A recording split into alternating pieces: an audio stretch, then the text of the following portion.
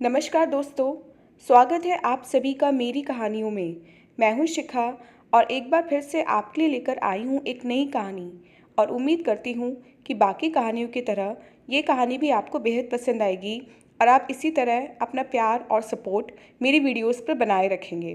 तो चलिए अपनी आज की कहानी शुरू करते हैं।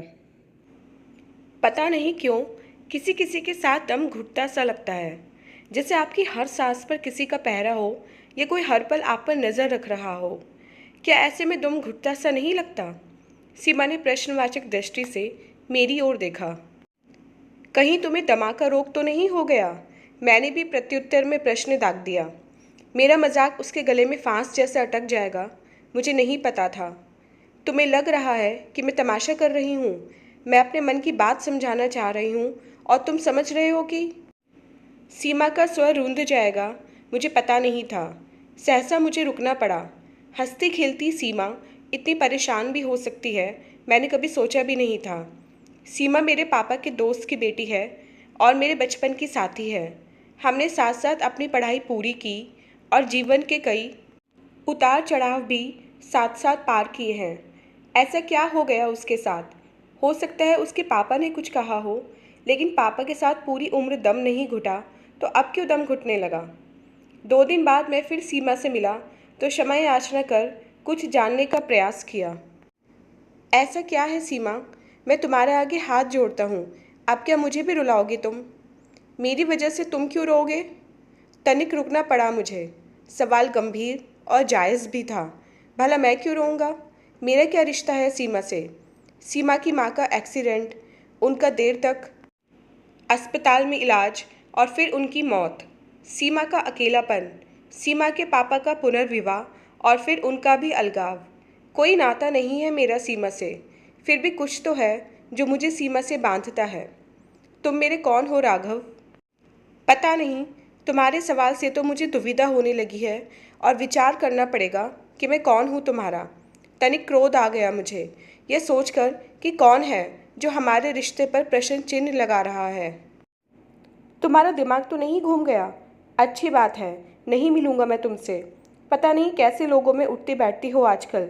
लगता है किसी मानसिक रोगी की संगत में हो, जो खुद तो बीमार होगा ही, तुम्हारा भी दिमाग खराब कर रहा है। और इतना कहकर मैंने हाथ में पकड़ी किताब पटक दी। ये लाया था तुम्हारे लिए, पढ़ लो और अपनी सोच को ज़रा स्वस्थ बनाओ।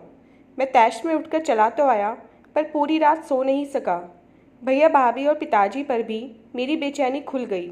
बातों बातों में उनके होठों से निकल गया। सीमा के रिश्ते की बात चल रही थी, क्या हुआ उसका?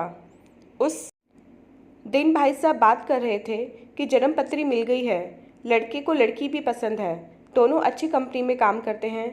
क्या हुआ, बात आगे बढ़ी कि नहीं? मुझे तो पता नहीं कि सीमा के रिश्ते की बात चल रही है।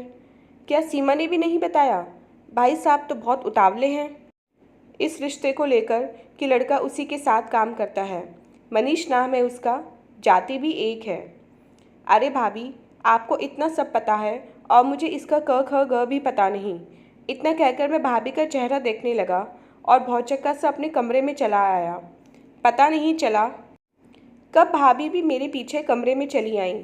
राघव, क्या सचमुच तुम कुछ नहीं जानते? हाँ भाभी, बिल्कुल सच कह रहा हूँ कि मैं कुछ भी नहीं जानता।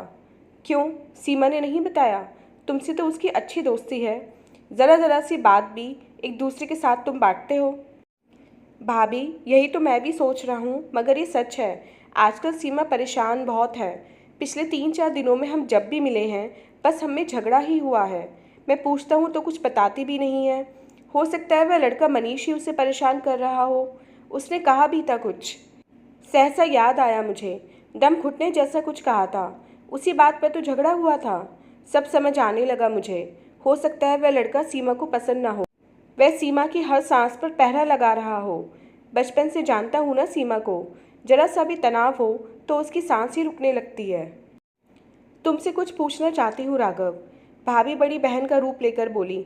सीमा तुम्हारी अच्छी दोस्त है या उससे ज़्यादा भी है कुछ? अच्छे मित्र है, ये कैसी बातें कर रही हैं आप? कल सीमा भी पूछ रही थी कि मैं उसका क्या लगता हूँ, जैसे वह जानती नहीं कि मैं उसका क्या हूँ। तुम तो पढ़े लिखे हो ना, भाभी बोली। एमबीए हो, बहुत बड़ी कंपनी में काम करते हो, सबको समझा कर चलते हो। क्या मुझे समझा सकते हो कि तुम सीमा के क्या हो? हम दोनों बचपन के साथी हैं, बहुत कुछ साथ साथ सहा भी है। भाभी बात को बीच में काट कर बोली, अच्छा बताओ, क्या 2 पल भी बिना सीमा को सोचे कभी रहे हो? ना, नहीं रहा। तो क्या उसके बिना पूरा जीवन जी लोगे? उसकी शादी कहीं और हो गई तो?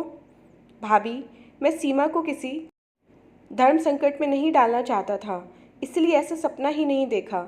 उसका सुख ही मेरे लिए सब कुछ है। वह जा रहे, सुखी रहे बस। तुमने उससे पूछा वह मनीष को पसंद करती है? नहीं ना, तुम्हें कुछ पता ही नहीं है। जिसके साथ उसके पिता ने जन्म कुंडली मिलाई है, क्या उसके साथ उसके विचार भी मिलते हैं? नहीं जानते ना तुम उसका सुख दुख जानते ही नहीं, तो उसे सुखी रखने की कल्पना भी कैसे कर सकते हो? एक बार तो उससे खुलकर बात कर लो, बहुत देर ना हो जाए मुन्ना। भाभी का हाथ मेरे सिर पर आया तो लगा एक ममताई सुरक्षा कवच उभर आया मन के आसपास। क्या भाभी मेरा मन पहचानती हैं? लगा चेतना पर से कुछ हट सा रहा है। ज़्यादा से ज़्यादा सीमा ना कर देगी, भाभी बोली। कोई बात नहीं, हम बुरा नहीं मानेंगे। कम से कम दिल की बात कहो तो सही। तुम डरते हो तो मैं अपनी तरफ से बात छेड़ूं? मुझे डर है राघव, कहीं ऐसा ना हो कि वह इतनी दूर चली जाए कि तुम उसे देख भी ना पाओ। सवाल अनपढ़ या पढ़े लिखे होने का नहीं है। कुछ सवाल इतने भी आसान नहीं होते जितना तुम सोचते हो, क्योंकि बड़े बड़े पढ़े लिखे भी अक्सर कुछ प्रश्नों का उत्तर नहीं दे पाते। सीमा को तो अनपढ़ कह दिया, तुम ही कौन से पढ़े लिखे हो, ज़रा समझाओ मुझे। की करते हुए विमूढ़ मैं भाभी को देखता रहा। मेरा मन भर आया। अपने भाव छिपाने चाहे, लेकिन प्रयास असफल रहा। भाभी से क्या छिपाऊं? शायद भाभी मुझसे ज़्यादा मुझे जानती हैं, और सीमा को भी। मुन्ना, तुम आज ही सीमा से बात करो। मैं शाम तक का समय तुम्हें देती हूँ, वरना कल सुबह मैं सीमा से बात करने चली जाऊँगी। अरे जाति नहीं मिलती ना सही, दिल तो मिलता है। वह ब्राह्मण है, हम ठाकुर हैं, इससे क्या फ़र्क पड़ता है? जब उसे साथ ही लेना है तो उस के लायक बनने की ज़रूरत ही क्या है? ज़िंदगी इतनी सस्ती नहीं होती बच्चे कि तुम इसे यूं ही गवा दो, और इतनी छोटी भी नहीं कि सोचो बस खत्म हुई ही समझो। पल पल भारी पड़ता है जब कुछ हाथ से निकल जाए। मुन्ना, तुम मेरी बात सुन रहे हो ना? मैं भाभी की गोद में समाकर रो पड़ा। पिछले 10 सालों में माँ बनकर भाभी ने कई बार दुलारा है। जब भाभी इस घर में आई थी तब मैं 16-17 साल का था।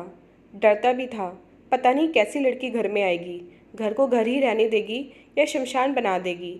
और अब सोचता हूँ कि मेरी ये नन्ही सी माँ ना होती तो मैं क्या करता। तुम बड़े कब होगे राघव? चीखी थी भाभी। मुझे बड़े होने की ज़रूरत ही नहीं है, आप है ना। अगर आपको लगता है बात करनी चाहिए तो आप बात कर लीजिए, मुझ में हिम्मत नहीं है। उनकी ना उनकी हाँ, आप ही पूछ कर बता दें। डरता हूँ कहीं दोस्ती का यह रिश्ता हाथ से ही न फिसल जाए। इस रिश्ते को तो यूँ भी तुम्हारे हाथ से फिसलना ही है। जितनी पीड़ा तुम्हें सीमा की वजह से होती है वह तब तक कोई अर्थ रखती है जब तक उसकी शादी नहीं हो जाती। उसके बाद ये पीड़ा तुम्हारे लिए अभिशाप बन जाएगी, और सीमा के लिए भी। राघव, तुम एक बात तो सीमा से खुद बात कर लो, अपने मन की कहो तो सही। भाभी, आप सोचिए तो, उसके पापा नहीं मानेंगे तो क्या सीमा उनके खिलाफ जाएगी? नहीं जाएगी, इसलिए कि अपने पापा का कहना वह मरकर भी निभाएगी। मेरे प्रति अगर उसके मन में कुछ है भी तो उसे हवा देने की क्या ज़रूरत? क्या सीमा ये सब कुछ सह लेगी? इतना आसान होगा नहीं जितना तुम मान बैठे हो। भाभी गुस्से से मेरे हाथ झटक कर चली गई, और सामने चुपचाप कुर्सी पर बैठे अपने भाई पर मेरी नज़र पड़ी, जो न जाने कब से हमारी बातें सुन रहे थे। क्या लड़के हो तुम? भाभी का पल्ला पकड़कर रो तो सकते हो, पर सीमा का हाथ पकड़कर एक जरा सा सवाल नहीं पूछ सकते। आदमी बनो राघव, हिम्मत करो बच्चे। चलो उठो, नहा धोकर नाश्ता करो और निकलो घर से। आज इतवार है और सीमा भी घर पर ही होगी। हाथ पकड़कर सीमा को घर ले आओगे तो भी हमें मंजूर है। भैया भाभी के शब्दों का आधार मेरे लिए एक बड़ा प्रोत्साहन था, लेकिन एक पतली सी रेखा संकोच और डर की मैं पार नहीं कर पा रहा था। किसी तरह सीमा के घर पहुंचा। बाहर ही उसके पापा मिल गए। पता चला सीमा की तबीयत अच्छी नहीं है। कभी ऐसा नहीं हुआ उसे, कहती है सांस ही नहीं आती। रात भर फैमिली डॉक्टर पास बैठे रहे। क्या करूं मैं? अच्छी भली थी, पता नहीं क्या होता जा रहा है इसे। अंकल, आपको पता तो है कि घबराहट में सीमा को दम घुटने जैसा अनुभव होता है। उस दिन मुझसे बात करनी भी चाहिए थी, पर मैंने ही मजाक में टाल दिया था। तो तुम मुझसे पूछो, बात करो। मैं सीमा के पास चला आया और उसकी हालत देख घबरा गया। 3-3 तकिए पीठ के पीछे रखे वे किसी तरह शरीर को सीधा रखकर सांस खींचने का प्रयास कर रही थी। एक एक सांस को तरसता इंसान कैसा दयनीय लगता है। मैंने पहली बार जाना था। आंखें बाहर को फट रही थीं, मानो अभी पथरा जाएंगी। उसकी ये हालत देखकर मैं रो पड़ा था। सच ही कहा था भाभी ने कि मेरा सीमा के प्रति स्नेह और ममता इतनी भी सतही नहीं जिसे नकारा जा सके। दोनों हाथ बढ़ाकर किसी तरह हांफते शरीर को सहारा देना चाहा। क्या करूं मैं जो सीमा को ज़रा सा आराम दे पाऊं? माथा सहलाकर पसीना पोंछा। ऐसा लग रहा था मानो अभी सीमा के प्राण पखेरु उड़ जाएंगे। दम घुट जो रहा था। सीमा, सीमा, क्या हो रहा है तुम्हें? बात करो ना मुझसे। दोनों हाथों में उसका चेहरा लेकर सामने किया। आत्मग्लानि से मेरा ही दम घुटने लगा था। उस दिन सीमा कुछ बताना चाह रही थी तो क्यों नहीं सुना मैंने। अचानक ही भीतर आते पापा की आवाज़ सुनाई दी। सीमा देखो, तुमसे मिलने मनीष आया है। पापा के स्वर में उत्साह था। शायद भावी पति को देख सीमा को चैन आएगा। एक नौजवान पास चला आया और उसका अधिकारपूर्ण व्यवहार ऐसा मानो बरसों पुराना नाता हो। मेरे मन में एक विचित्र भाव जाग उठा, जैसे मैं सीमा के आसपास कोई अवांछित प्राणी था। क्या बात है सीमा, कल अच्छी भली तो थी तुम, अचानक ऐसा कैसे हो गया? सवाल पर सवाल, उत्तर ना मिलने पर भी एक और सवाल। कल शाम तुम्हारा इंतज़ार करता रहा, नहीं आना था तो एक फ़ोन तो कर देती।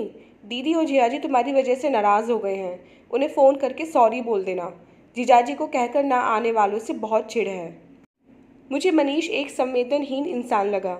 सीमा पर पड़ती उसकी नज़रों में अधिकार भावना अधिक थी और चिंता कम। यह इंसान सीमा से प्यार ही कहाँ कर पाएगा जिसे उसकी तकलीफ़ पर जरा भी चिंता नहीं हो रही। सीमा रो पड़ी थी और अगले पल उसका समूचा अस्तित्व मेरी बाहों में आ समाया और मेरी छाती में चेहरा छिपाकर वह चीख चीख कर रोने लगी। सीमा के पापा अवाक्य थे। मनीष की पीड़ा को मैं नकार नहीं सकता। जिसकी होने वाली बीवी उसी की ही नज़रों के सामने किसी और की बाहों में समा जाए। कुछ प्रश्न और कुछ उत्तर शायद इसी एक पल का इंतज़ार कर रहे थे। सीमा ने पीड़ा की स्थिति में अपना समूल मुझे सौंप दिया था और मेरे शरीर पर उसके हाथों की पकड़ इतनी मजबूत थी कि मेरे लिए विश्वास करना मुश्किल था। स्पर्श की भाषा कभी कभी इतनी प्रभावी होती है कि शब्दों का अर्थ ही गौण हो जाता है। मेरे हाथों में क्या था मैं नहीं जानता था, लेकिन कुछ ऐसा अवश्य था जिसने सीमा की उखड़ी सांसों को आसान बना दिया था। मेरे दोनों हाथों को कसकर पकड़ना उसका एक उत्तर था जिसकी मुझे भी उम्मीद थी। मुझे पता ही नहीं चला कब मनीष और पापा कमरे से बाहर चले गए। गले में ढेर सारा आवेग पीते हुए मैंने सीमा के बालों में उंगलियां डाल सहला दिया। देर तक सीमा मेरी छाती में समाई रही। सांस पूरी तरह सामान्य हो गई थी, जिस पर मैं भी हैरान था और सीमा के पापा भी। तुमने पूछा था ना मैं तुम्हारा कौन हूँ? कल तक पता नहीं था, आज बता सकता हूँ। चुप थी सीमा और उसके पापा भी चुप थे। मुझे वे प्रकृति के आगे नतमस्तक से लगे। सीमा की सांसें अगर मेरी नज़दीकियों की मोहताज थीं तो इस सच से वे कैसे आंखें मोड़ लेते? मुझे बताया क्यों नहीं तुम दोनों ने? बचपन से साथ साथ हो और एक दूसरे पर इतना अधिकार है तो। अंकल, मुझे भी पता नहीं था, आज ही जान पाया और इसी के साथ मेरा गला रुंध गया था। मुझे अच्छी तरह याद है जब सीमा की माँ की मौत के कुछ साल बाद उसके पापा ने अपनी बहन के दबाव में आकर पुनर्विवाह कर लिया था, तब वे कितने परेशान थे। सीमा और उसकी नई माँ के बीच तालमेल नहीं बिठा पा रहे थे, तब अक्सर मेरे सामने रो दिया करते थे। अपनी जाति अपनी ही जाति होती है, ये औरत हमारी जाति की नहीं है, इसलिए हम में घुल मिल नहीं पाती। अंकल, आप अपनी जाति से बाहर भी तो जाना नहीं चाहते थे ना?